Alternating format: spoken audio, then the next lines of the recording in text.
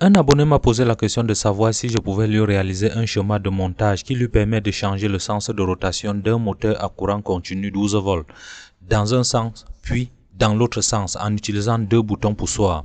Je vais brièvement lui présenter un schéma de montage qui utilise les MOSFET IRFZ44N. Vous pouvez avoir n'importe quel équivalent, ça va toujours marcher. Et pour faire ce montage, je vais utiliser Proteus Design 8.17. Vous pouvez avoir n'importe quelle version de Proteus, vous aurez toujours le même résultat. Lorsque vous lancez Proteus, vous allez tomber sur cette page d'accueil. Ça s'agit là du home page. Donc nous allons venir sur le raccourci de Schematic Capture directement pour commencer un tout nouveau projet. Je vais vous épargner le fait de venir sur File, ensuite New Project. Cela sera un peu beaucoup plus long. Et ensuite, une fois sur cette page du design, nous allons venir sur système afin de redimensionner la zone de travail de telle en sorte que lorsque nous allons faire l'appel des composants, nous serons plus proches des composants, nous serons plus en exergue des composants lorsque nous allons faire appel. Une fois quand je vais cliquer sur OK, le cadre vert ou bleu là va s'automatiquement redimensionner. Là, check et bam, voilà ça. Et par la suite, nous allons cliquer ici sur Zoom étendu pour être plus proche des composants. Et ensuite, nous allons venir sur le symbole amplificateur opérationnel qui s'agit Component Mode. Par la suite, nous allons venir sur Peak Devices. Nous allons choisir les différents composants dont nous allons utiliser. Tout à l'heure, je vous ai dit que nous allons utiliser les MOSFET IRFZ44N. Donc, nous allons taper dans le moteur de recherche IRFZ44N.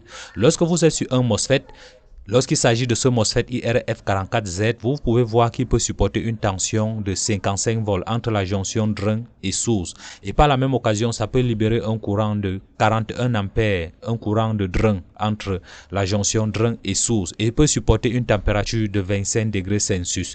Donc ça peut supporter une très grande température afin d'éviter l'emballement thermique. Si vous voulez une autre équivalence, vous pouvez voir les caractéristiques et choisir en conséquence en fonction de ce que vous avez besoin. Donc vous allez double-cliquer sur ce composant. Et par la suite, nous aurons besoin des résistances de polarisation de la base. Vous allez cliquer juste sur Reste. Ensuite, vous allez sélectionner cette résistance. Vous allez double-cliquer dessus. Comme il demandait d'utiliser le bouton poussoir, je vais taper Button pour bouton poussoir. Ensuite, je vais prendre un bouton poussoir actif.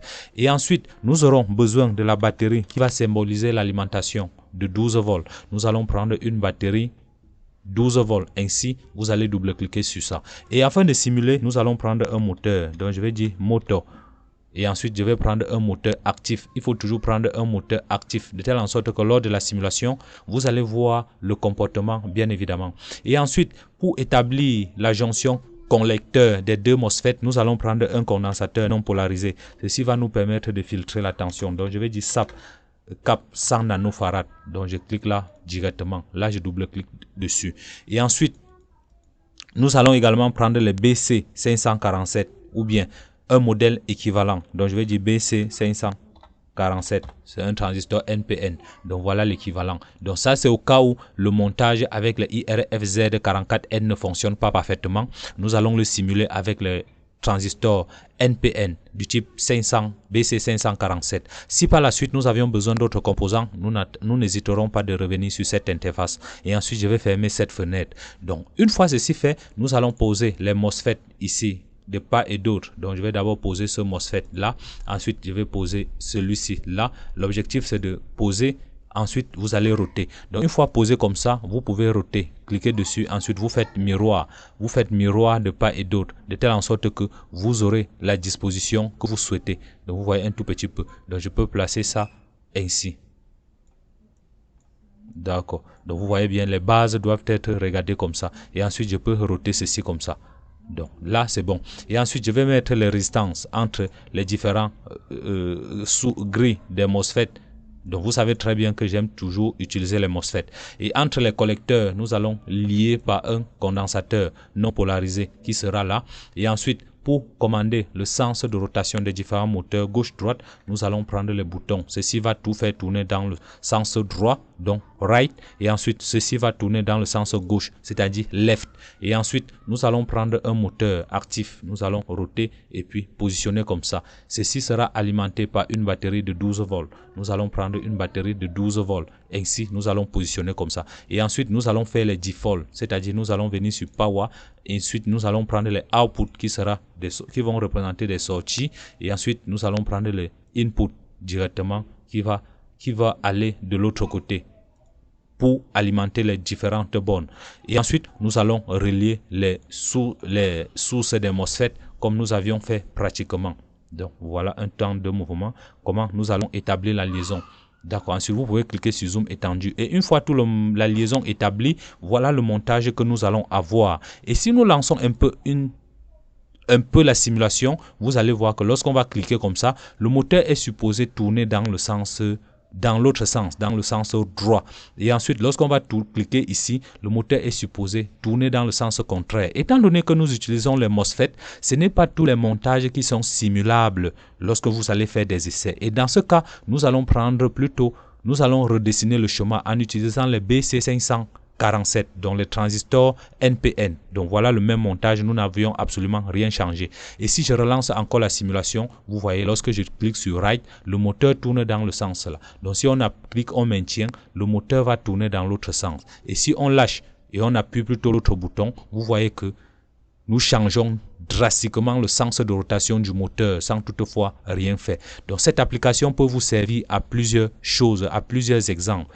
Imaginez-vous un instant que vous pouvez également utiliser ce montage pour réaliser les onduleurs de puissance. Donc pour faire ceci, je peux une fois sélectionner tout ce montage, ensuite je vais créer un tout nouveau sheet. Donc je vais cliquer dessus, ensuite je vais dire copy to clipboard. D'accord, je vais faire une copie de ce montage. Ensuite, je vais venir sur Design. Je vais cliquer sur New Design. Ensuite, je vais poser mon schéma là. Donc, je vais dire Paste Design quelque part là. D'accord. Et ensuite, je vais redimensionner la zone de travail. Donc, vous voyez pourquoi chaque fois, je vous demande toujours de redimensionner la zone de travail. Et ensuite, je vais cliquer sur Zoom étendu. Vous voyez très bien que je n'ai rien changé sur ce montage. Si je clique sur OK, vous allez voir que le moteur tourne dans l'autre sens. Donc, voilà, je peux débloquer le montage. Et si je clique comme ça, il va tourner dans l'autre sens. Donc, je disais tantôt que nous pouvons modifier ce montage de telle en sorte que ça puisse piloter et produire un onduleur. Donc, pour ce faire, nous allons prendre un transformateur à point milieu, donc je vais dire transformer. Donc vous allez voir des applications qui sont vraiment très pratiques. Nous allons prendre un transformateur à point milieu ainsi. Donc d'accord, en lieu et place de mettre le moteur ici et les boutons pour soi, nous allons tout déconnecter et ensuite nous allons mettre plutôt le transformateur. Étant donné que le transformateur est réversible, nous allons l'alimenter en inverse. Donc voilà comment nous allons faire. Nous allons l'alimenter ainsi. Ici, il ne s'agit plus question de faire tourner gauche-droite. Et ensuite, le default que nous avions mis là, nous allons prendre la tension. Donc, je vais dire output. Donc, il sera là. Donc, je vais venir ici, dire input. Donc, ça vient là. Donc, je vais venir maintenant connecter plutôt ici. Donc, je peux faire un zoom arrière. Et ensuite, je connecte là. Et ensuite, je viens cliquer ici. Je dis que cette tension représente plus 12 volts. Donc, voilà. Je peux roter un temps de mouvement pour positionner ainsi. Donc voilà, et la tension, si je peux double-cliquer sur ça et ensuite je mets horizontal. Donc voilà un peu comment nous avions fait. Et si nous alimentons ce montage, vous allez voir bel et bien que ce sera un onduleur. Donc je peux venir sur système, ensuite set sheet size et j'agrandis un peu cette zone. Donc je peux dire par exemple fois 3 inches. Donc de telle en sorte que ça puisse se retrouver dans cette zone de travail. Ensuite je clique sur OK. Je peux faire clic droit, je déplace tout le montage et je mets là. Donc nous allons tout à l'heure vérifier comment nous pouvons mettre ça. Donc si vous lancez un peu la simulation, vous n'aurez absolument pas de grandes valeurs car nous n'avions pas mis les caractéristiques de ce transformateur. Donc je vais lancer un peu sur simulation, n'ayez pas peur. Donc voilà comment la simulation se passe. Et si j'arrête un peu la simulation et je mets en sortie un appareil de mesure, c'est-à-dire un voltmètre à courant alternatif. Donc là, je peux double-cliquer et ensuite je pose là. Et ensuite là, il doit falloir entrer les caractéristiques du transformateur afin que vous puissiez partir de 12 volts vers 220 volts. Vous voyez là que c'est le même principe de fonctionnement que nous réalisons sur les onduleurs. Donc voilà un tout petit peu. Donc je vais toujours laisser dans le sens là, sachant que ça envoie les impulsions gauche-droite.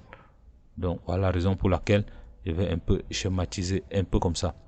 D'accord. Et ensuite, nous allons cliquer sur le bouton Play du magnétoscope afin de voir comment la simulation se passe. Je clique sur OK. Donc, vous voyez là que le système n'est pas en train d'envoyer la tension que nous désirons. Tout juste parce que nous n'avions pas mis les caractéristiques du transformateur.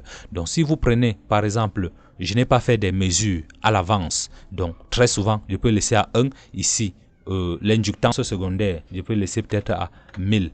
Donc, ce sont des valeurs aléatoires. J'aurais pu calculer le rapport de transformation qui va me donner une valeur normale. Donc, je vais cliquer sur OK. Ensuite, je vais lancer la simulation un peu. Donc, vous voyez là, la simulation ne tourne pas. Donc, si j'ouvre par exemple la calculatrice,